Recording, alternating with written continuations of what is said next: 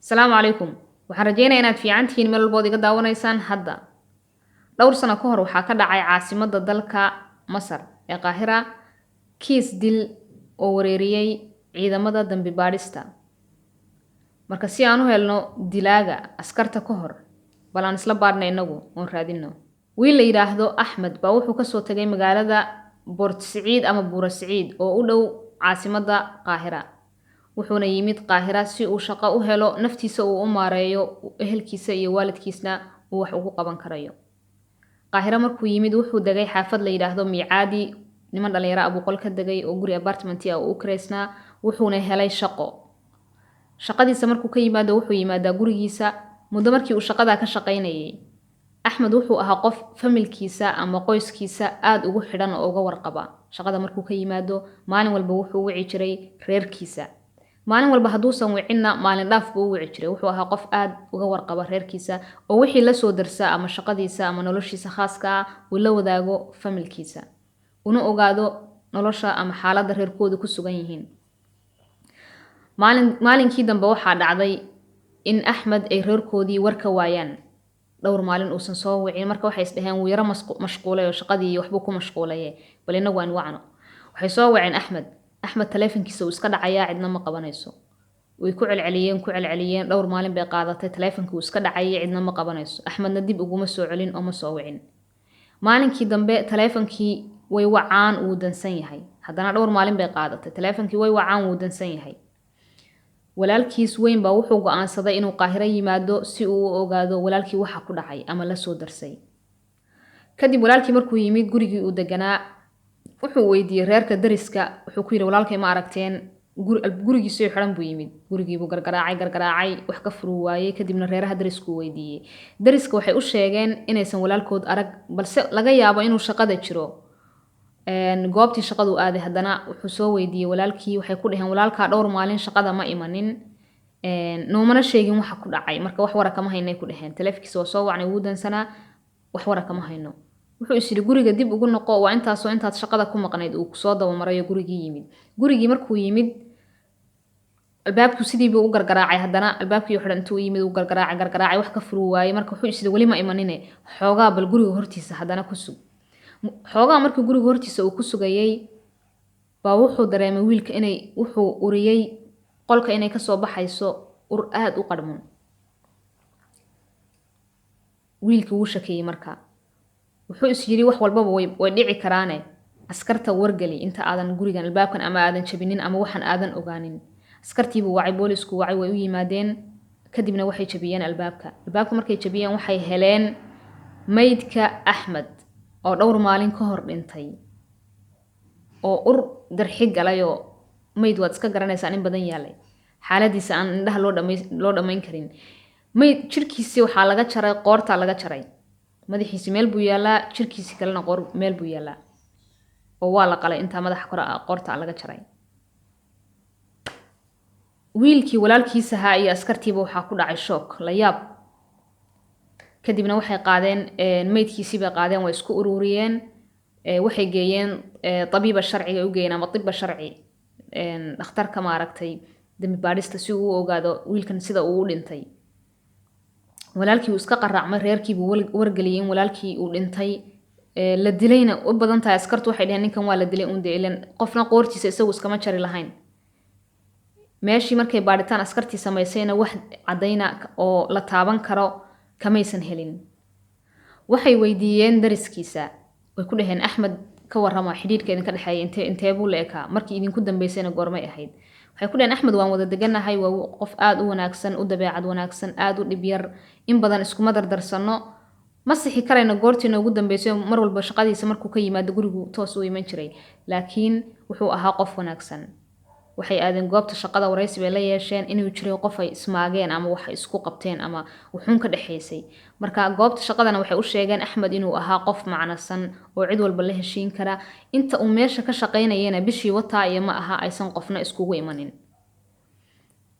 Axmed hadii la dhihi lahaa waxa loo dilay dadka sababo badan baa loo dilaa hadii la dhihi lahaa waxa loo dilay waa qof lacag haysta oo lacagtiisa darteed baa loo dilay wuxuu ahaa nin faqiir oo ka yimid famil aad sabool oo ah inta yar oo shaqadiisa ka helo qayb ka mid ah reerkooda u sii diri jiray wuxuu noloshiisa ku maareeyay mooyaane marka qof lacag loo dilay haddii la dhihi lahaana ma ahan qof lacag loo dilay qof ay dhibaato ka dhaxaysay ama magaalada asxaab badan ku lahaana ma ahayn magaalada asxaab kuma lahayn shaqadiisuu aadaa wuu ka yimaadaa gurigiisuu yimaadaa toosuu yimaadaa marka askartii waxay dhaheen haddaba haddii aysan jirin ninkan aan loo dilin lacag loo dilin oo nin hantila uusan ahayn asxaab uusan magaalada ku lahayn shaqadii iyo dadkii intii taqaanay dariskiina ay wanaag ka sheegeen waxaan filaynaa in loo dilay aargudasho ama aana loo dilay oo jirtay markii uu ka imanayay Buursaciid uu ka imanayay cid ay ka dhaxaysay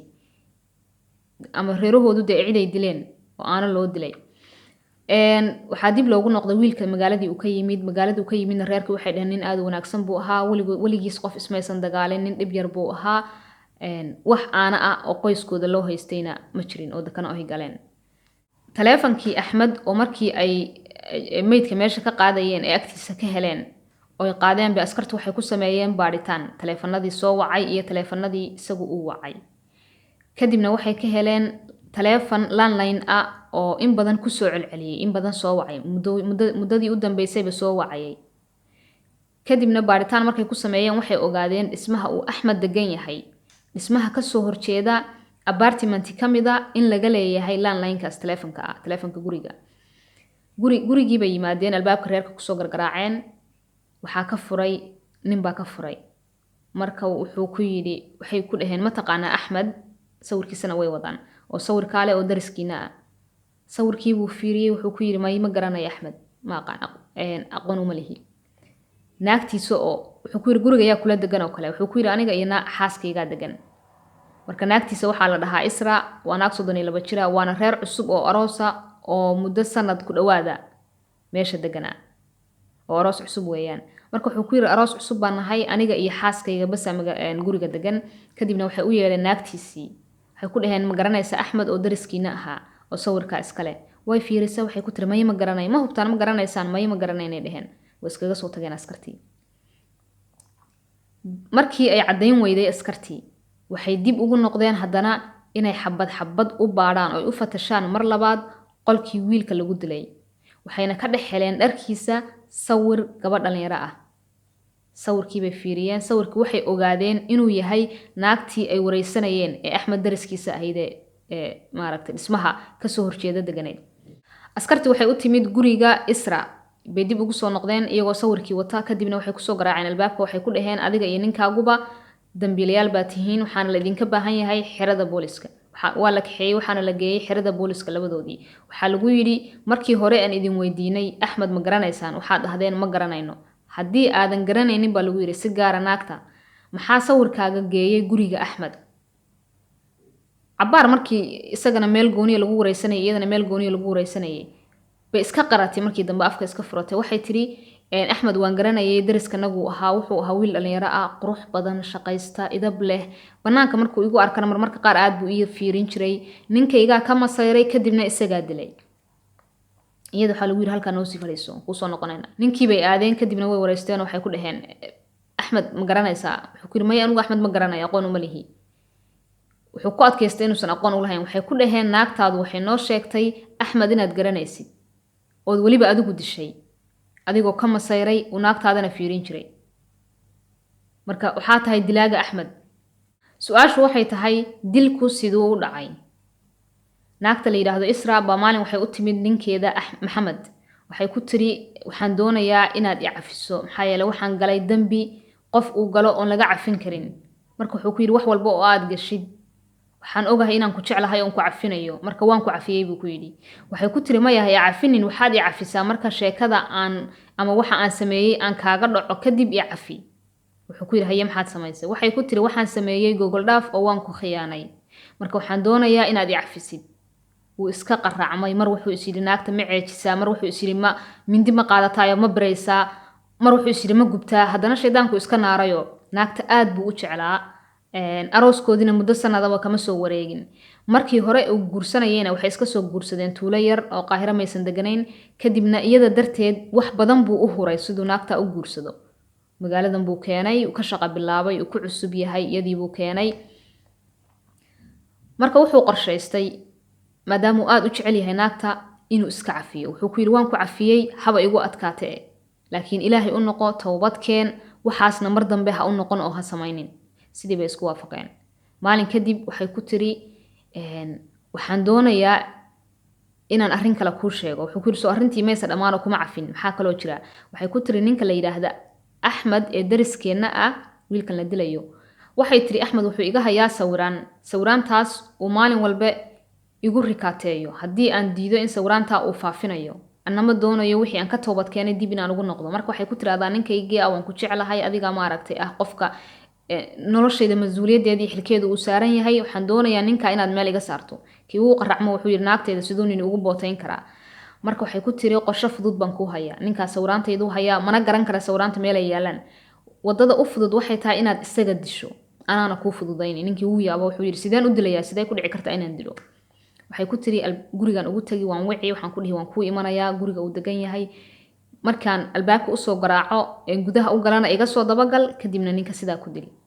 wax cadaynana inaan ka tagin meesha kaga soo tagin sheekadan sawiraanta iyo ninkan iyo aniga wixiina dhex maray wax walbana halka ku dhamaadaan sidii bay isku waafaqeen maalinkii dambe waxay wacday Axmed waxay ku tiri waxaan doonayaa inaan ku imaado on sawiraantaydii aan ka qaato sawiraan hadda koor iyadoo ay siisay inaan ka qaato wuxuu ku yiri soo doono guriga igu imo soo doono guriga iyadii ninkeedii wada socdo ugu yimaadeen albaabkay gargaraacday uu ka furay guriga markay soo gashay sawiraantii ay ka qaadatay buu ninkeediina ka soo dabagalay intuu albaabku furnaa kadibna Axmed wuu qalay sidii buu ku qalay gacmaha soo qabsadeen oo labadoodii wax meeshii daliil kaga maysa soo tagin ama cadayna kaga maysa tagin gurigooda dib ugu soo noqdeen haddaba Maxamed oo isra ninkeeda markii lagu yiri naagtaadu waxay sheegtay inaad adigu tahay ninka dilay Axmed sideed u dishay maxaa idinka dhaxeeyay wuxuu ku yiri naagteeda sida idinku tiri haddaba been bay idin sheegtay shaydaantuye xaqiiqadaan idin sheego wuxuu ku yiri waa beenalay maxaa yeelay iyada baan markii horena ninkan la seexatay markii dambana igu qalqaalisay inaan dilo kama dambaystii markaan dilayayna iyada ii fududaysay marka waxba aysan iska dhigin inay maskiinta ay arrinta banaan ka tahay ninka waan wada dilnay iyadaana sababta lahayd sharqool ka samaysay wax walba iyada ka dambaysay su'aashu waxay tahay dilaagu waa qof ma Isra mise waa ninkeeda Maxamed yaa dilay Axmed dilaagu waa Isra waxay samaysay ninkan dhintay wiilkan dhintay Axmed la yiraahdo marnaba ma uusan dhihin markii hore iyada ka dalbatay inay xiriir la yeelato madax u gelisay xiriirkan qaabka daranba markii dambana iyada sawiraanta iyadu leedahay siisay oo u geysay oo ku tiri xusuus ahaan iga hayso markay isku fiicnaayeen hore waxay ku tiri ninkayga waxaan doonayaa inaan iska furoon adiga iskuursano wuxuu ku yiri anigu naag ninkeedii ka soo carartay diyaar uma ihiye waxna ma haystay dhaaf ku yiri iska ceeliyay marka uu diiday inuu guursado oo siday rabta ay u yeeli waayay bay waxay bilowday inay ninkeeda ku dirto markay qiranaysay inay Google dhaaf samaysay ama ay xuma samaysay macsi samaysay ninkeeda daacad kama ahayn inay toobad keento ma aysan rabin laakiin waxay doonaysaa maadaama ninkani diiday inay ninkeeda ku dirto uu dilo ninkeeda markay ku tiri ana hawsha ku fududaynayana ay guriga aadayeen waxay horay u soo qaadatay dubbe sida iyadoo gambar ka halaabay musbaar ku dhakabinaysa dubbe yar bay hoosta soo gashatay albaabka iyada u horeysay oo gashay guriga markay gashayba waxay ku tiri waxaan doonayaa sawiraanteedii inaad siisi markuu sii jeesaday uu sawiraanta aad u soo qabatidna dubbihii bay madaxa kaga dhufatay dubbaha ay madaxa kaga dhufatay buu u dhintay marka tabiiba sharcigu sidoo sheegay dhakhtarkii baaritaanka ku sameeyay jugtii hore ee madaxa oo kaga dhuftay baa waxay ahayd jugta uu wiilkan u dhintay markuu dhintay dhulka ku dhacay iyadoo waxay ka dhigaysay inuu nin suuxsan ahaayo xoogaa yara suuxsay laakiin ma suuxsanayn jugta hore ay ku dhufatay buu ku nafbaxayba ninkeeda Faaraxna miskiinka nin la soo dilay oo naagi mar hore ku kala tagtay buu u yimid oo mindi intuu u qaatay sida xoolihii bireeyay markuu bireeyay kadibna askartii xoogaa yara cadaadisayna dambigii oo dhan waxay dusha ka saartay isaga askartii markii ay ogaatay wixii oo dhan cadaymaha la hor keenay maxkamaddu waxay ku xukuntay Isra iyo ninkeediiba maadaama ay dileen wiilkaas dilkana ay shurka ku ahaayeen qofkii doonaba ku horeeyay gacanta dil toogasha bay labadoodaba ku xukuntay halkan haddaan isla soo gaarnay ood sheekadan dhammaysatay waan kaaga mahad celinayaa muuqaalka haddaad ka heshay suulka saar si aad noogu soo biirto subscribe taabo wixii fikir iyo ra'yi isweydaarsi amaad jeceshaha channelka inaad ka aragtid qaybta hoose ee faallada noogu reeb waana muuqaalka kan xiga insha allah nabad iyo caafimaad baan idinka tegay asalaamu calaykum waraxmatullahi wabarakaatu